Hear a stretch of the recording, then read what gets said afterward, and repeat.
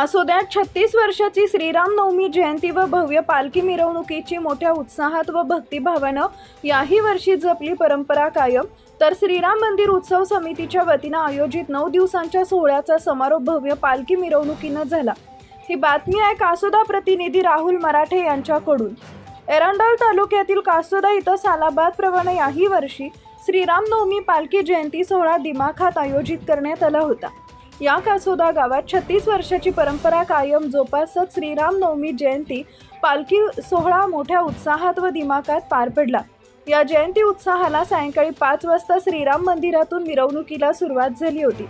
बिर्ला चौक, main road, जुने police station आणि दक्षिणमुखी हनुमान मंदिर मार्गे ही मिरवणूक पुन्हा मंदिरात दाखल झाली। यावेळी श्रीराम, लक्ष्मण, जानकी आणि हनुमान यांचा आकर्षक जिवंत देखावा सादर करण्यात आला होता। घोडाबग्गीवरील देखाव्यानं भाविकांचं विशेष लक्ष वेधले। जय श्रीरामच्या जयघोषात आणि बँडच्या तालावर संपूर्ण परिसर भक्तिमय झाला होता।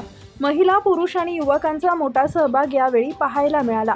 जय भोले ग्रुप आणि नितीनाबा मित्र परिवार यांच्या सहकार्यानं ही मिरवणूक शांततेत आणि उत्साहात पार पडली।